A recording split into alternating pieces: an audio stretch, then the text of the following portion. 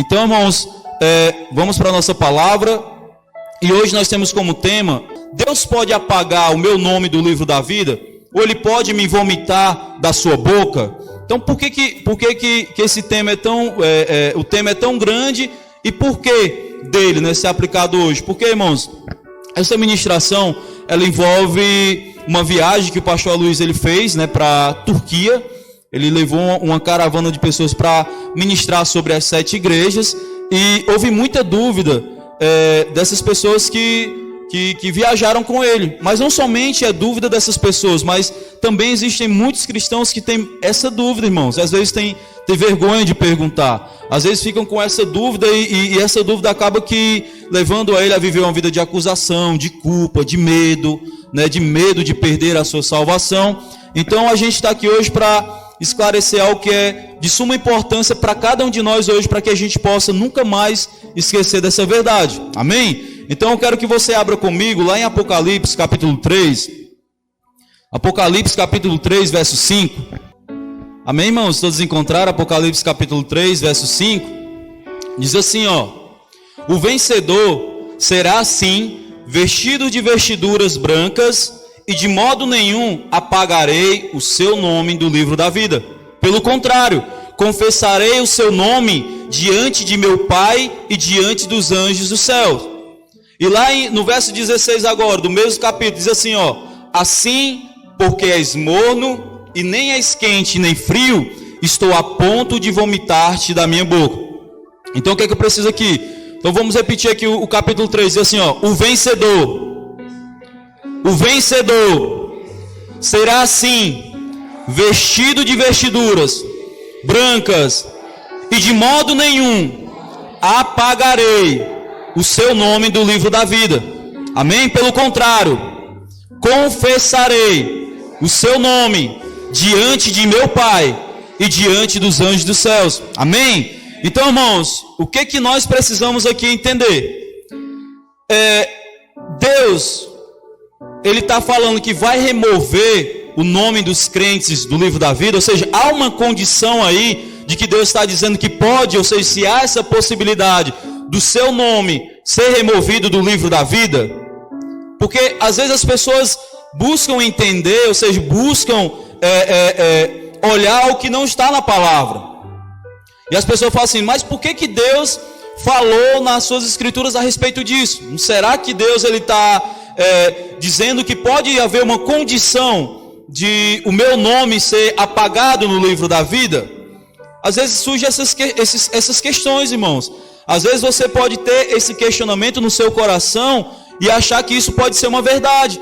Mas, sabe, irmãos, isso que está escrito aqui, irmãos, o que Deus escreveu em Apocalipse capítulo 3, verso 5, não é uma palavra de ameaça. Ou seja, aquilo que o Senhor escreveu aqui em Apocalipse 3, verso 5, é uma palavra de segurança. Ou seja, para que você possa estar seguro na verdade das escrituras. Está dizendo assim, ó: o vencedor eu vestirei com vestes brancas, e o seu nome de modo nenhum vai ser apagado do livro da vida. Olha só, nós fomos feitos vencedores. Depois você pode perguntar assim: os vencedores eles estão... a palavra diz que os vencedores, olha só, os vencedores eles estão vestidos com vestes brancas. Amém? Então, ou seja, no momento em que você nasceu de novo, você está numa posição de vencedor. Amém? Você está em uma posição favorável, numa posição de vencedor. Amém? Então que você não esqueça disso. Então, irmãos, no momento em que nós nascemos de novo, nós somos revestidos com essa veste branca. E a palavra está dizendo que de modo nenhum nosso nome vai ser apagado do livro da vida. Amém? Então é isso que nós precisamos entender. O nosso nome não será apagado do livro da vida. As pessoas elas tendem sempre a julgar. Desde quando eu era criança eu sempre ouvia isso, né? Das pessoas. Como eu não tinha entendimento, eu era levado pela opinião alheia, né? Mas graças a Deus, o Senhor me fez conhecer, está me fazendo conhecer a verdade. E a palavra diz: conhecereis a verdade e a verdade vos libertará. Então eu ouvia muitas pessoas falando assim: os crentes têm uma mania de dizer que é salvo. Eu também pensava assim, não por mim mesmo, mas pensava porque eu via pessoas falando assim.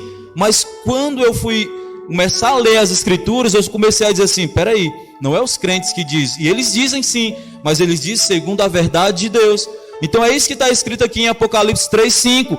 Ele está dizendo que o vencedor, ele é vestido de vestiduras brancas, e no momento que você nasceu de novo, você foi vestido com novas vestes. Amém? E a palavra está dizendo, de modo nenhum o seu nome vai ser apagado do livro da vida. Ou seja, irmão, o seu nome foi escrito de vermelho. O seu nome está escrito de vermelho, está escrito com o sangue de Jesus. Amém? Ou seja, você pode pensar assim, isso parece algo macabro. Não é, mano. Desde o princípio, Deus ele firma as suas alianças com sangue, é um pacto de sangue. O diabo foi que copiou isso. Às vezes você acaba aqui associando pactos de sangue com coisas macabras. Não, mas o diabo foi que copiou de Deus. Ou seja, Deus ele fez desde o princípio a aliança com Abraão. Amém? Então essa mesma aliança é a aliança no qual nós vivemos hoje. Amém? E aí você pode perguntar assim, mas como é que nós vencemos? Né? Qual é a condição para me tornar um vencedor? Né? Como é que eu posso me tornar um vencedor? Como que eu fui feito vencedor? E uma coisa que eu quero dizer para você é que a Bíblia, irmãos, ela explica a Bíblia. Amém? Uma coisa que nós precisamos aprender é isso, que a Bíblia ela vai explicar a própria Bíblia. Uma referência vai explicar outra referência. Amém? A palavra de Deus ela não entra em discórdia. Ou seja, a palavra de Deus ela não é contraditória uma com a outra. Não, se você lê as Escrituras, uma sempre vai complementar a outra, uma sempre vai explicar a outra. Amém? Então, nesse mesmo texto, olha só.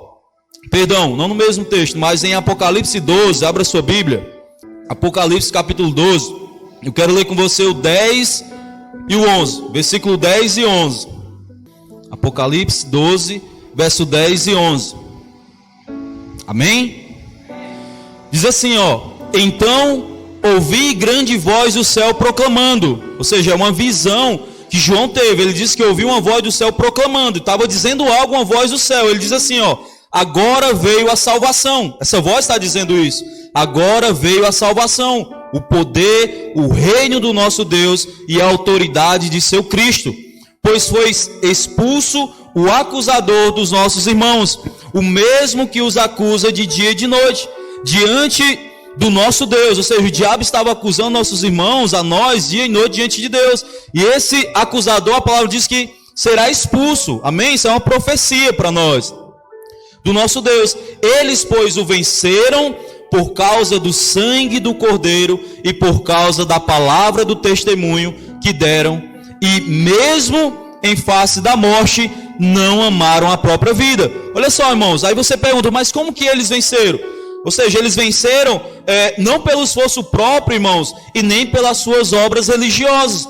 A palavra está dizendo que o vencedor, olha só, a palavra está dizendo que o vencedor, ele venceu pelo sangue do Cordeiro e também pelo testemunho, irmãos, pelo testemunho da palavra de Deus. Amém? Então, esse é o vencedor. O vencedor é aquele que venceu pelo sangue do Cordeiro e também venceu pela palavra do seu testemunho. Amém? Ou seja, o vencedor é aquele que crê na pessoa de Jesus Cristo e o vencedor é aquele que crê na obra de Cristo. Ou seja, quem é que crê em Jesus Cristo? E quem crê na obra do Senhor, que aquilo que Ele fez foi perfeito e agradável aos olhos de Deus?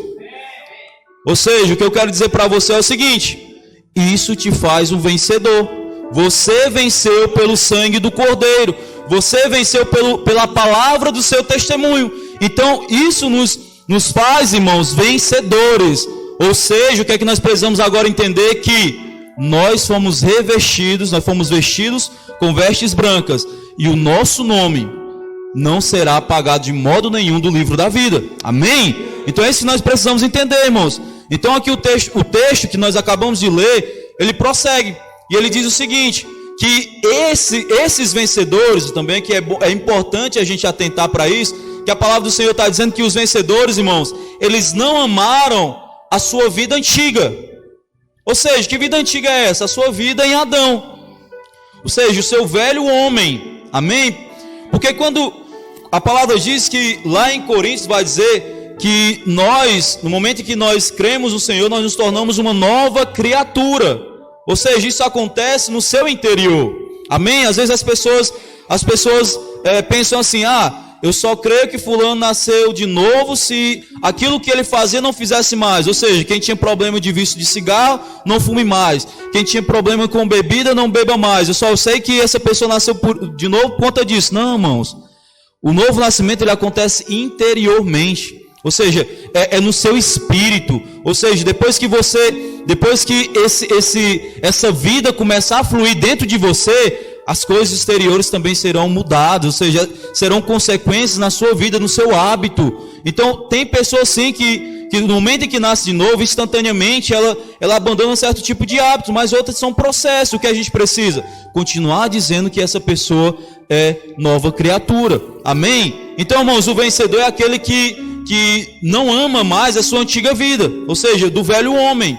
É aqueles que andam em novidade de vida. Por quê, irmão? Porque no momento em que você nasce de novo, o que é que acontece? Você também recebe um novo estilo de vida. E Paulo ele vai dizer lá em Romanos que nós devemos andarmos nessa novidade de vida. Amém? Ou seja, essa vida é uma vida de santidade, uma vida de comunhão, uma vida de unidade, uma vida de intimidade com o Senhor. Então isso é uma das características dessa novidade de vida. Então é essa atitude do vencedor. É aquele que não amou não ama a sua antiga vida, né? E hoje anda pela essa novidade de vida. Amém? No qual ele recebeu a sua nova criação. Então é isso que nós precisamos, irmão. E nós somos um vencedor, irmão. Por quê?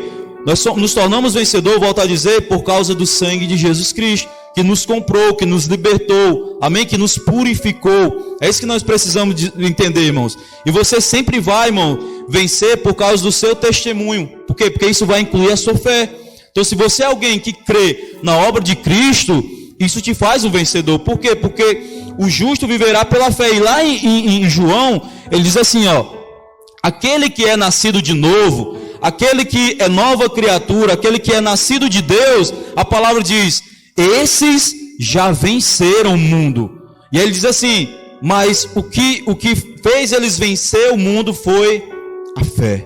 É isso que ele está dizendo lá nas cartas de João. Ele diz que a fé é que nos garante a vitória sobre o mundo. Amém? Quando eu falo mundo, não é somente esse mundo físico aqui, mas quando fala de mundo, irmão, fala também de algo espiritual. Amém? Então, irmãos, a nossa fé é que nos faz andar em vitória. Amém? Glória a Deus, irmãos. Então é isso que nós precisamos entender. Então, irmãos, porque você é um vencedor, né, por meio de Jesus, né, o seu nome, olha só, porque você é vencedor por causa do nome de Jesus, por meio de Jesus, o seu nome não será apagado do livro da vida. Então é isso que nos garante, irmão. O sangue de Jesus, o testemunho a palavra do seu testemunho nos garante a nossa salvação. Então não há, se você é alguém que nasceu de novo, então o que nós precisamos entender assim: eu preciso nascer de novo. Há uma necessidade de um novo nascimento. Por quê? Não é algo que a gente está colocando, algo que não está na palavra de Deus, mas o próprio Senhor Jesus, ele conversando com Nicodemos, ele disse: Nicodemos, é necessário nascer de novo. Por quê? Porque quem nasce da carne, ou seja, é da carne, mas quem nasce do Espírito é Espírito. Então, irmãos, quando nós nascemos do ventre da nossa mãe, nós recebemos uma vida natural, ou seja, nós nascemos da carne. Mas como é que eu posso nascer do Espírito? Quando eu recebo a vida de Deus. Então esse é um processo espiritual, porque a palavra diz: todo aquele que creu e recebeu o Senhor, Deus ele deu o direito de se tornar seus filhos, ou seja, pelo poder do Espírito Santo. Então é o Espírito Santo que atua na nossa vida e ele vivifica o nosso espírito. Amém? Então isso nos garante, irmãos, a nossa salvação. É a palavra de Deus. O que nós precisamos entender, que a palavra de Deus é a verdade. Ou seja, a palavra de Deus não é mentira, é verdade. A palavra diz que Deus não é homem para mentir, nem filho do homem para se arrepender. Ou seja, se ele é alguém que não há mentira, não é que Deus ele não queira mentir, ou seja, não há mentira em Deus. Amém? Então, se a palavra de Deus, olha só, a palavra de Deus é algo que fala a respeito de alguém, fala a respeito de Jesus Cristo. E Jesus, ele é a verdade, porque a palavra diz que a graça e a verdade vieram com Jesus. Amém?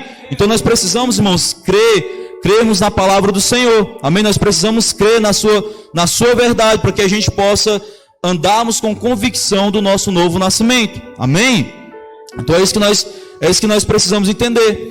Então, irmãos, uma coisa eu quero perguntar aos irmãos: eu posso ser alguém vencedor e andar como um derrotado? Sim ou não? O que nós precisamos entender? O vencedor é uma posição legal em Cristo. Ou seja, nós estamos nessa posição legal em Cristo. Mas eu posso ser alguém, irmãos, que esteja em uma posição de vencedor, mas a minha vida é uma vida de derrotado. Amém? Então, o que nós precisamos entender é isso. Todos nós precisamos entender para que a gente possa compreender o outro versículo que a gente leu, que também está lá em Apocalipse 3, no verso 16. Amém? Então, irmãos, nós precisamos dizer que é possível sim viver como derrotado. Mesmo sendo vencedor, é possível a gente viver como derrotado mesmo sendo vencedor. Então o crente derrotado, irmãos, ele vive com medo. Ou seja, medo de quê? Medo de perder a sua salvação. Por que ele anda com medo de perder a sua salvação, irmãos? Porque ele ainda continua, irmão, tentando se relacionar com Deus, confiado em suas próprias obras de merecimento. Ou seja, o que é que a gente pode atribuir isso? Justiça própria. Ou seja, o crente, ele acha que se ele for alguém que não é obediente ao Senhor, que não faz a vontade de Deus, o que é que ele resume quando ele não tem convicção dessa verdade? Ele acha que não é merecedor da salvação de Deus. Ele acha que ele pode, pelo seu mau comportamento, perder a salvação. Amém? Ou seja, a nossa salvação ela não está baseada, irmãos, no nosso comportar bem ou não. Então nós precisamos entender isso. A nossa salvação ela não está atribuída pelo nosso comportar bem ou mal. Ou seja, o que está atribuído aqui é a nossa recompensa, mas a salvação é outra coisa. Então a salvação está baseada na obediência de Cristo. Amém? Então, ou seja, Cristo obedeceu e a palavra diz que a obra de Cristo foi agradável aos olhos de Deus. Ou seja, então aquilo que Cristo fez foi perfeito, foi maravilhoso aos olhos do Pai, e o Pai se alegrou na sua obra. Então a nossa salvação ela é baseada na obra de Cristo. Amém? Então é isso que nós precisamos entender. Mas infelizmente ainda existem cristãos que mesmo sendo vencedores têm esse comportamento como derrotados. Ou seja, eles têm o perdão total, né, e completo pelo sangue de Jesus, que a palavra diz que o sangue de Jesus ele cancelou toda a dívida de pecado. Amém? Então o que eu preciso hoje fazer para receber a salvação? Somente crer e confessar, porque a palavra diz: crer com o coração e confessar com a boca que Jesus é o Senhor. Então isso me faz alguém que eu possa receber o favor de Deus para que eu possa ser salvo. Amém? Então isso me qualifica a receber a salvação. Como? Crendo, ou seja, tendo fé na obra de Cristo.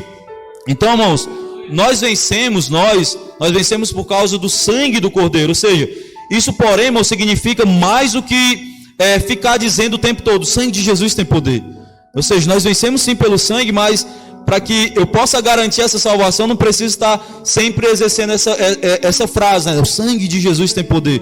Nós sabemos que tem sim poder, mas isso, eu repetir constantemente isso, não é algo que vai garantir a minha salvação. Falar, não, mas foi aquilo que Cristo fez. Amém? Então, irmãos, existe aqui alguns sinais, eu quero dizer para você rapidamente. Prometo que eu não vou estender o tempo, vou cumprir com o horário. Então eu tenho 20 minutos ainda.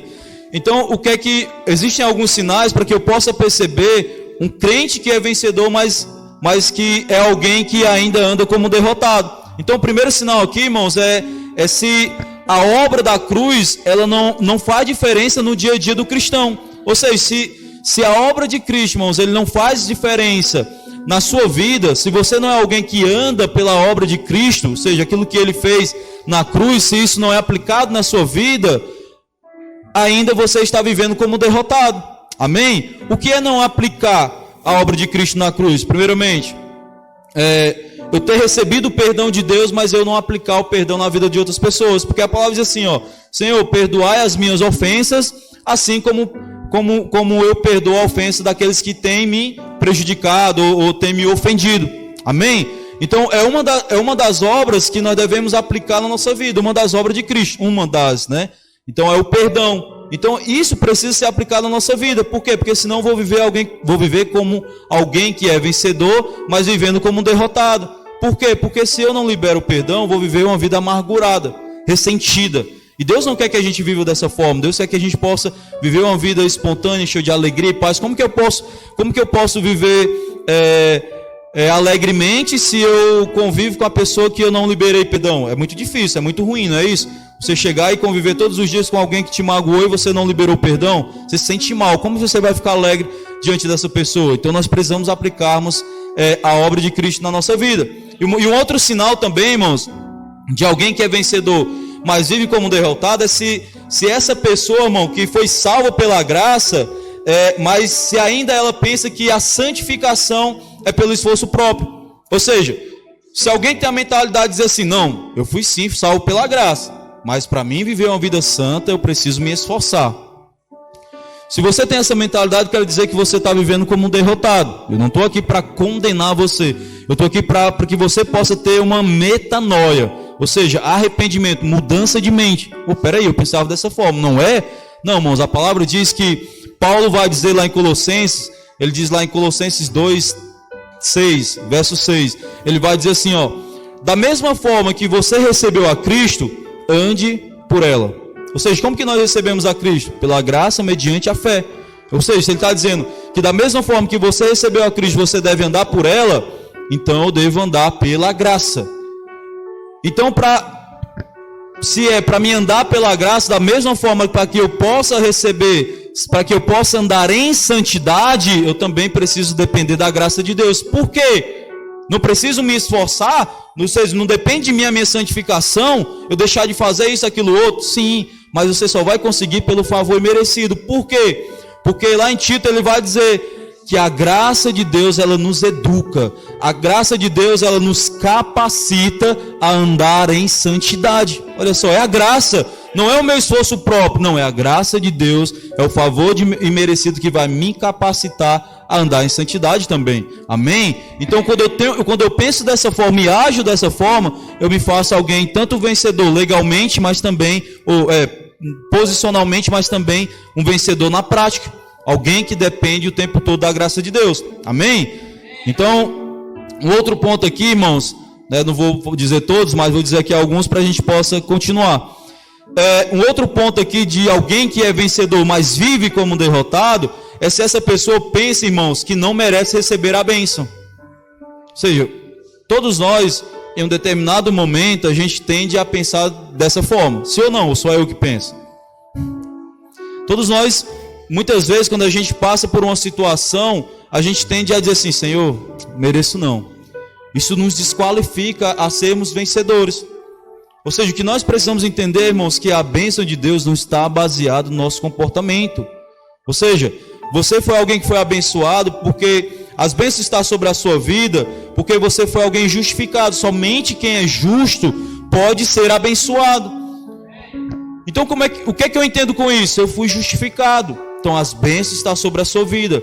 Ou seja, a misericórdia e a bondade de Deus nos persegue todos os dias. A sua bondade, a sua graça, as suas bênçãos nos perseguem todos os dias. Porque você foi justificado, não é obra sua. Você se tornou alguém justo não pela sua obra, mas foi um presente de Deus na sua vida. Deus, ele te deu como um presente a justiça. Amém? Então é baseado em Cristo. Você recebe as bênçãos de Deus baseado na obra de Cristo. Não é pelo seu merecimento. Então, mesmo quando você se comporta mal, você pode sim chegar diante de Deus com ousadia e pedir aquilo que está no seu coração segundo a sua vontade. Amém? Então, irmão, se alguém pensa dessa forma, que não é merecedor da bênção, se ela pensa que precisa, irmãos, ser merecedor de receber as bênçãos de Deus, então essa pessoa ainda não entendeu a graça de Deus, ela não entendeu o favor imerecido. Então, muitas vezes a gente tende a querer agir dessa forma. Não, próxima semana eu vou me comportar bem para que as promessas de Deus ainda permaneçam sobre a minha vida. Não, irmãos, esquece isso. Não estou dizendo para que você viva uma vida inconstante. Não é isso que eu estou dizendo. Eu só quero dizer para você que você precisa descansar no Senhor com relação às suas bênçãos. Amém? O que Deus fala é que nós precisamos pedir. Peça, busca e bata a porta para que você possa receber. Amém? Então, às vezes, nós como pai, a gente muitas vezes cai nesse erro. É claro que a gente está nesse processo de crescimento, mas a gente muitas vezes cai nesse processo de nos relacionar com os nossos filhos baseado na troca. Não, você só vai ganhar isso se você fizer isso, isso e isso. Aí a criança vai crescendo, entendendo dessa forma. E aí depois, quando ela tiver adulta, ela vai ter dificuldade de entender a graça de Deus. E muitas vezes eu sou desafiado com relação aos meus filhos, a agir pela graça. Nós sabemos que muitas vezes nossos filhos são desobedientes e fazem justamente o contrário daquilo que a gente pede. Não é isso? Quem é pai sabe. A gente ordena algo para o filho faz questão de fazer o contrário. Mas quando vai pedir algo a gente, né? A criança ela já entende essa mentalidade, ou seja, a lei é muito fácil de entender. Quando ela quer uma coisa, né, Carlosito? Quando quer pedir uma coisa, o que ele faz? Se comporta bem. Comportar bem para meu pai ou minha mãe deixar eu fazer isso, aquilo, outro. Mas a gente sempre busca, irmão, expressar a graça de Deus na vida dos nossos filhos. Não, mesmo ela tendo se comportado mal, não, você vai. Mas depois a gente sempre fala assim, ó, essas coisas aqui que a gente ordena você fazer, você precisa fazer. Não dizendo assim, da próxima vez você não vai. Não, a gente sempre tenta aplicar a graça. É claro que é um processo na vida das pessoas. Irmãos, todos os dias é um desafio para nós entender a graça de Deus. Não somente entender, mas também aplicar na nossa vida. É muito fácil, irmãos, nós aplicarmos a lei na nossa vida. É muito fácil. Então uma criança, ela faz isso. Ela entende, uma criança de 5 anos entende a lei. Ela sabe que se ela se comportar bem, ela vai receber presente. Se ela se comportar mal, ela não vai. Porque ela pode receber palmada, né? Disciplina. Ou seja, a lei até uma criança entende, mas a graça de Deus não, mano. A graça de Deus, ela é por meio de revelação. Então, ou seja, é algo que vai além da lei. Ou seja, você já parou para pensar de que os seus muitos pecados você tinha como merecimento receber a ira de Deus? A ira de Deus pesar sobre a sua mão e você, por merecimento, ser lançado no inferno. Isso era a lei. Ou seja, isso era justo para nós. Sermos alguém punidos pelo Senhor, pela sua ira, e sermos lançados no inferno. Mas o que foi que Deus fez? Para com seus inimigos, nós éramos inimigos de Deus, porque nós vivíamos em desobediência e em pecado. Ou seja, isso atrai a ira de Deus. Mas o que é que Deus fez? Em vez dele ter agido com a sua mão pesada sobre as nossas vidas e nos lançado no inferno, o que foi que ele fez? Ele nos agraciou, ou seja, ele manifestou a sua graça por meio de Jesus. Ou seja, aquilo que era merecedor para nós, sermos lançados no inferno, Jesus, ele tomou o nosso lugar. Jesus expressou graça de Deus. E em vez hoje de Deus pesar a mão sobre a nossa cabeça para nos punir, ele estende a sua mão sobre a nossa cabeça para nos abençoar. Isso é graça de Deus. Ou seja, é algo que é difícil você entender. Por isso que a gente tem todo o compromisso de todos os domingos pregar a você essa verdade. Por quê, irmão? Porque no decorrer do seu dia a dia, durante a sua semana, a gente tende a querer confundir isso. Ou seja, é um outro requisito do crente que é vencedor, mas que vive como derrotado. Ele é alguém que tenta misturar graça com lei. Não, isso é viver como um derrotado. Você misturar graça com lei. Não, irmão, viva pela graça. É isso que a palavra do Senhor diz. Da mesma forma que você recebeu a Jesus, ande por ela. Amém? Então é isso que nós precisamos entender. Eita, voou o tempo, só tem 10 minutos agora.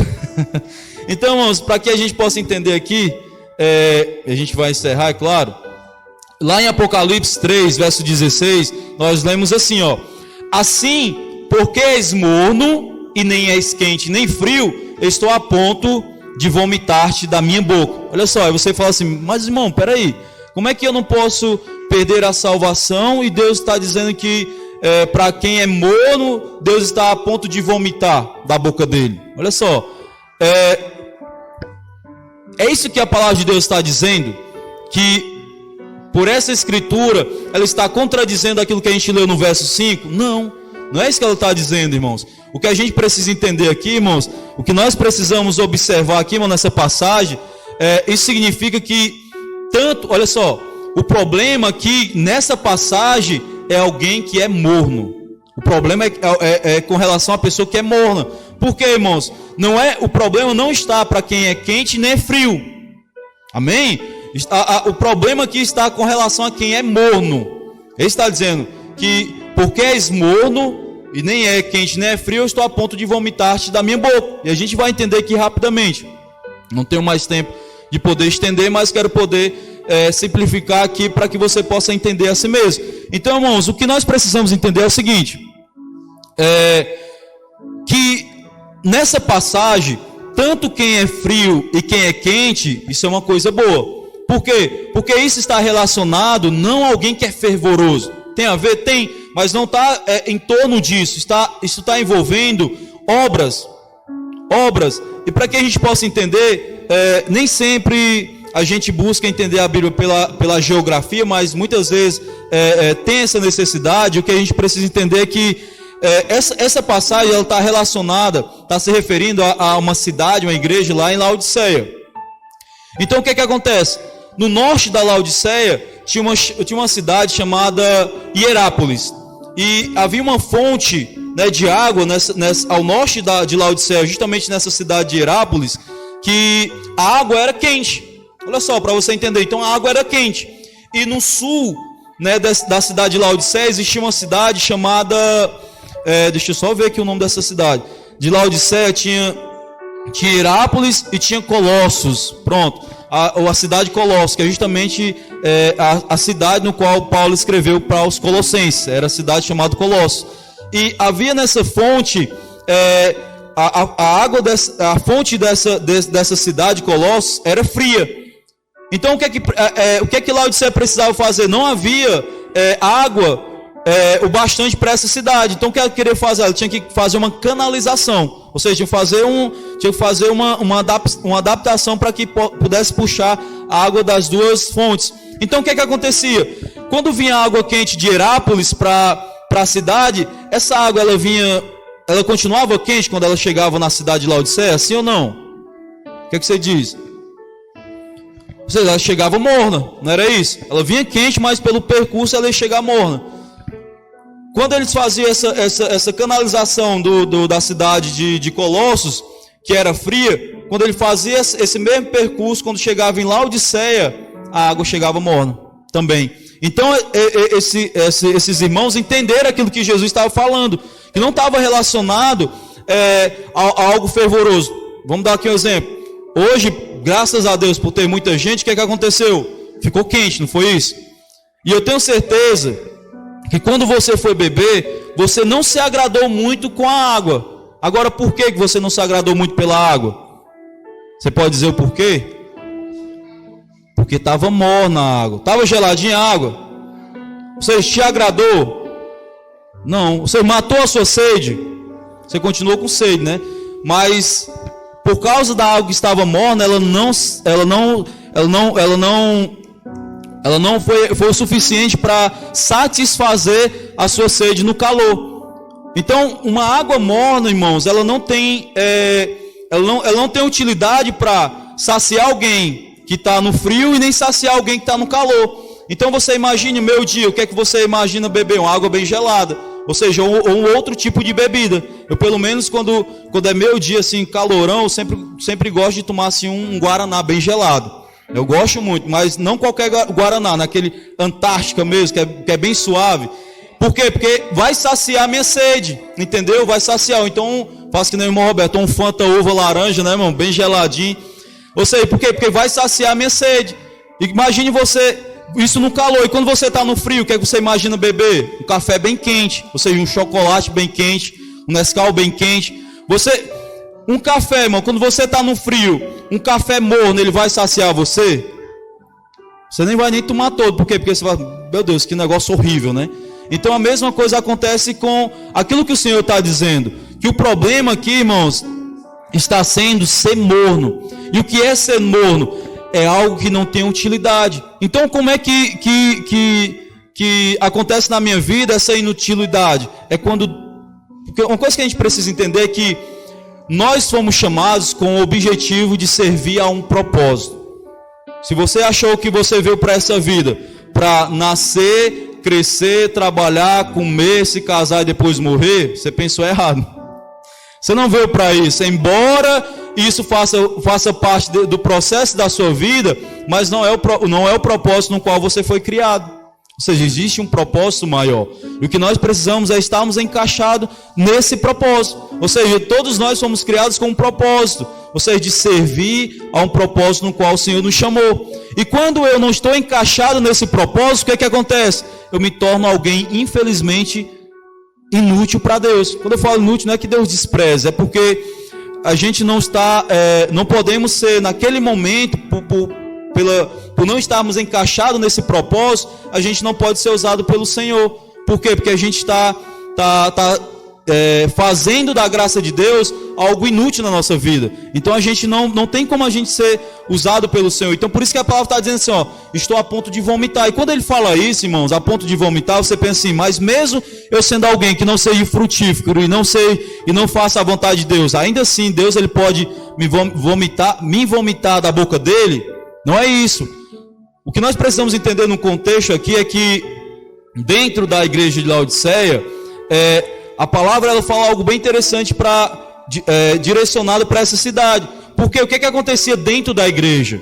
Dentro da igreja havia pessoas que iam para a igreja, mas que não eram nascidas de novo. Ou seja, pessoas para a igreja, mas não conheciam a Cristo. Olha só, eles não conheciam a Cristo. Então existe uma necessidade de conhecer a Cristo. Amém? Então existe essa necessidade. O que estava acontecendo com essa igreja? Essa igreja estava recebendo essas pessoas e não estava tendo um papel fundamental de fazer com que essas pessoas conheçam a Cristo ao ponto de elas se converter.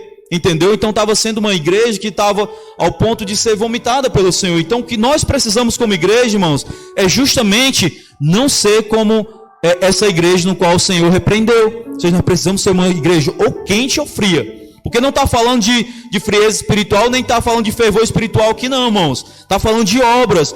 Por quê? Porque existe uma necessidade para algo que é frio. E a gente acabou de explicar. Para aquilo que é quente, o frio ele vai saciar o calor. E para aquilo que é frio, o calor vai saciar aquilo que está frio. Amém? Então não está falando de nível espiritual. A palavra está dizendo que quem é frio é alguém que é frio espiritualmente. Não é isso. E quem é quente é alguém que é fervoroso. Também não é isso. O que ele está falando é que as nossas obras elas precisam ser aceitáveis diante de Deus, ou são obras frias ou são obras quentes, amém? Mas não se relacionando para o nível de espiritualidade, amém? Então, quando uma igreja é morna, é uma igreja que se comporta dessa maneira. As pessoas vêm e elas não conhecem a Cristo, e o que nós precisamos é fazer com que essas pessoas conheçam a Cristo. E como que essas pessoas podem conhecer a Cristo? Pelo evangelho da graça sendo pregado. Amém? Então é dessa forma que as pessoas vão conhecer a Cristo. Então, irmãos, para nós encerrarmos, o que nós precisamos entender aqui é que o que nós precisamos é estarmos seguros nos braços do Senhor. Amém? O que nós precisamos, irmãos, é sempre estarmos seguros nos braços do Senhor. Por quê? Porque o que nós precisamos entender é que nunca, então atende para essa palavra, nunca, você que é alguém que nasceu de novo, nunca o seu nome será apagado do livro da vida.